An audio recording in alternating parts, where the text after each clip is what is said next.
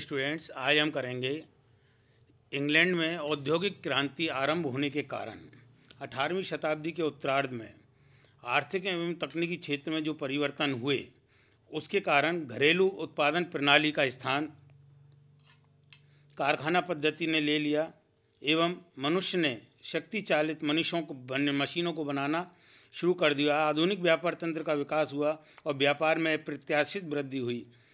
इस प्रकार औद्योगिक जीवन के प्रारंभ में हुए परिवर्तन इतने सशक्त थे कि उन्हें चिन्हित करने के लिए औद्योगिक क्रांति शब्द का प्रयोग करना पड़ा। औद्योगिक क्रांति के अंतर्गत हुए परिवर्तन इतने व्यापक एवं गहरे थे कि गुण दोषों के अनोखे सम्मिश्रण को अपने में छिपाने इतने दुखदायी थे कि जहाँ एक ओर सामाजिक त्राण और दूसरी ओर बौद्धिक उत्थान के संयोग से इतने नाटकीय थे कि ए ब्रिनी ने इकोनॉमिक हिस्ट्री ऑफ यूरोप में उनसे क्रांतिकारी परिवर्तन कहना उचित समझा। अब इन परिवर्तनों की शुरुआत या एक क्रांति की शुरुआत इंग्लैंड में क्यों हुई, इसके हम अध्ययन करेंगे। औद्योगिक क्रांति का शुरुआत 18वीं शताब्दी के उत्तरार्ध में सबसे पहले इंग्लैंड में हुई थी। यह यूरोप का ऐसा देश था जहां औद्योगिक क्रांति के लिए आवश्यक परिस्थितियां विद्यमान थी। हॉलैंड के पास पूंजी भी थी, परंतु वह औद्योगिक देश न होकर व्यापारिक देश था। इंग्लैंड में लोहे और कोयले का अभाव था। हॉलैंड में लोहे और कोयले का अभाव था। इसके अतिरिक्त 18वीं शताब्दी के पूर्व में वह यूरोपीय युद्धों में उलझकर फ्रांस की विस्तारवादी नीति का शिकार हो गया था। जहाँ तक फ्रांस का प्रश्न है, उसका उद्योग एवं व्यापार इंग्लैंड से बड़ा हुआ था। उसकी जनसंख्या इंग्लैंड की जनसंख्या से तिगुनी थी तथा उसके पास रेशम, पटसन, कोयला, लोहा, जल शक्ति के प्रचुर साधन थे। फिर भी औद्योगिक क्रांति का प्रारंभ इंग्लैंड में हुआ। इसका निम्नलिखित कारण थे। सबसे पहला कारण था लोहे एवं कोयले की खानों का पास होना। इंग्लैंड में लोहे व कोयले की खानें पास होने से पक्के लोहे का निर्माण अधिक सुविधाजनक होने लगा था। यह सर्वविदित है कि मशीनों के निर्माण हेतु पक्का लोहा आवश्यक है। प्राकृतिक संसाधनों की प्रचुरता के फलस्वरूप ही इंग्लैंड में औद्योगिक विकास संभव हो सका। इतिहासकार H.A.L. फिशर ने लिखा है कि ब्रिटेन को औद्योगिक पूंजीवाद में अग्रणी होने में जिन कारणों ने योगदान दिया उसमें प्राकृतिक साधनों की प्रचुरता सर्वाधिक योगदान है। दूसरा, इंग्लैंड का विस्तृत औपनिवेशिक साम्राज्यवाद। 18वीं शताब्दी के अंत तक इंग्लैंड ने विस्तृत औपनिवेशिक साम्राज्य स्थापित कर लिया था। उपनिवेशों की दौड़ में फ्रांस सहित अन्य साम्राज्य पीछे रह गए थे। उपनिवेशों से इंग्लैंड को जहां एक ओर कच्चा माल और दूसरी ओर नवीन बाजार उपलब्ध हुए। G.T. बर्ट्स के शब्दों में, मूलतः हमारे उपनिवेशों ने हमें विस्तृत बाजार दिए। हमारे व्यापार को यूरोपीय देश अथवा उसके उपनिवेश प्रतिबंध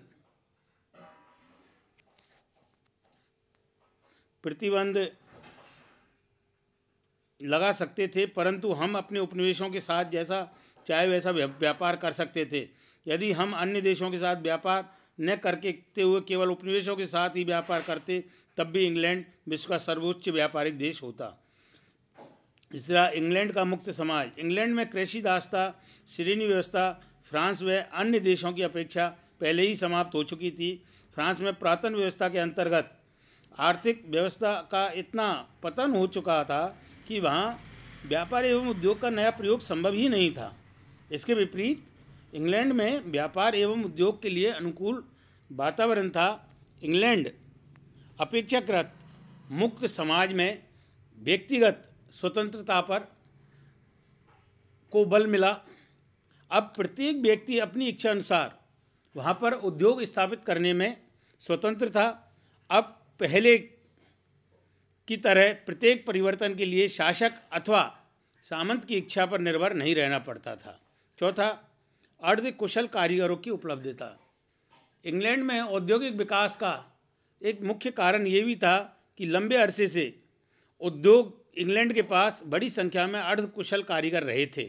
जब इंग्लैंड में सामंती व्यवस्था भंग हुई, जमींदारों भेड़ों को पालने का काम करने लगे, तो बहुत से अंग्रेज कस्बों में जा बसे, जहाँ वे कपड़ा बुनने, जूता बनाने, लकड़ी पर नक्काशी करने, हस्तकौशल के अन्य पेशों में लग गए। जब औद्योगिक क्रांति प्रारंभ हुई तब ये लोग नई मशीनों पर काम करने के लिए उपलब्ध हो गए। ये स्वतंत्र लोग थे। जैसे जैसे मजदूरों की मांग होती गई, एक स्थान से दूसरे स्थान पर आ जा सकते थे। अगला पॉइंट, फ्रांसीसी क्रांति व युद्ध। फ्रांसीसी क्रांति एवं नेपोलियन के युद्धों ने भी इंग्लैंड में औद्योगिक विकास की क्रांति में महत्वपूर्ण योगदान दिया।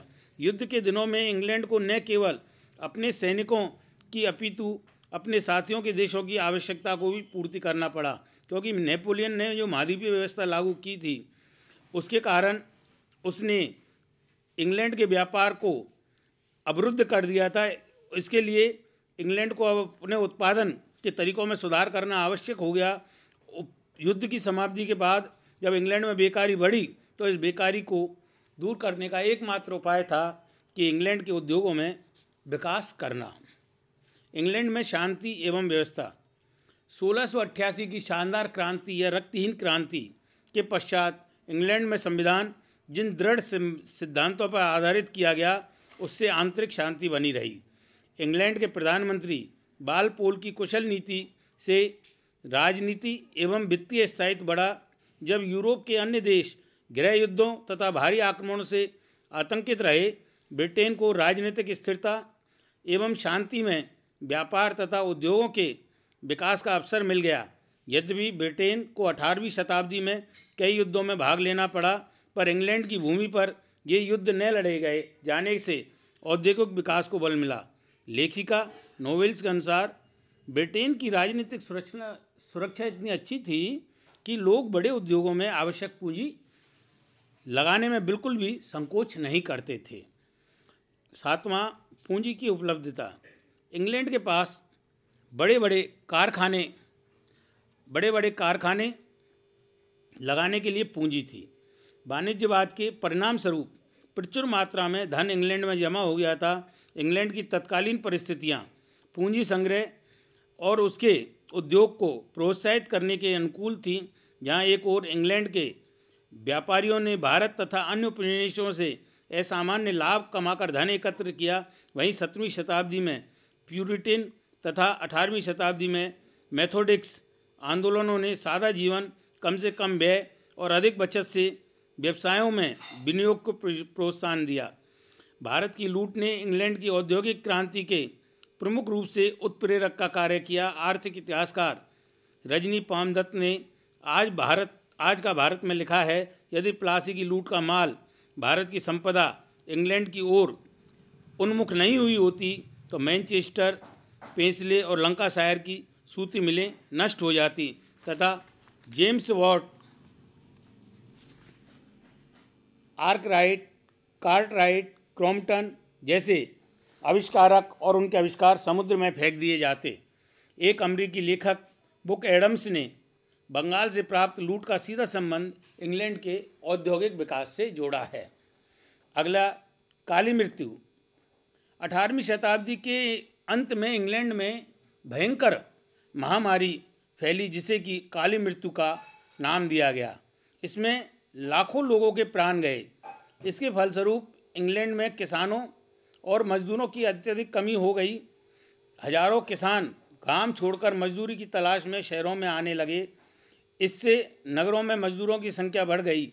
ये लोग अपनी योग्यता एवं रुचि के अनुसार विभिन्न उद्योग धंधों में काम में लग गए। फलस्वरूप शहरों में उद्योगों पर श्रेणी व्यवस्था का नियंत्रण ढीला पड़ा। स्वतंत्र मजदूर मिलने लगे। इस परिस्थिति का लाभ उठाकर नए प्रशिक्षित कारीगरों ने उठाया। उन्होंने अपना स्वतंत्र उद्योग स्थापित करने शुरू कर दिए। नेक्स्ट, इंग्लैंड की अनुकूल भौगोलिक स्थिति। व्यापारिक दृष्टि से इंग्लैंड की भौगोलिक स्थिति का विशेष महत्व है। अपनी विशिष्ट भौगोलिक स्थिति के कारण एक ओर तो वो अन्य संसार से पृथक रहा, वहीं दूसरी ओर संसार के निकट संपर्क में भी। इंग्लैंड चारों ओर समुद्र से घिरा होने के कारण बाह्य आक्रमणों से सुरक्षित रहा। यद्यपि यह युद्ध जनित हानियों से बचा रहा और अपना औद्योगिक विकास करता रहा। नेक्स्ट, कृषि क्रांति। औद्योगिक क्रांति का प्रमुख आधार कृषि क्रांति थी। इंग्लैंड में कृषि क्रांति का आरंभ औद्योगिक क्रांति से पूर्व ही हो चुका था। कृषि में हुए परिवर्तनों का परिणाम अधिक उत्पादन के रूप में सामने आया। जब बड़े पैमाने पर कृषि करना संभव हुआ, परंतु इससे तथा बाड़ाबंदी आंदोलनों से छोटी भूमि के कई किसान बेकार हो गए। वे ग्रामों को त्याग कर नगरों में आए। इससे कारखानों में काम करने वाले मजदूरों की जो कमी थी, उस समस्या का समाधान हुआ। यंत्रों के मालिकों को सस्ते भावों में मजदूर उपलब्ध हुए। इस प्रकार इंग्लैंड में औद्योगिक क्रांति का प्रारंभ हुआ। धन्यवाद।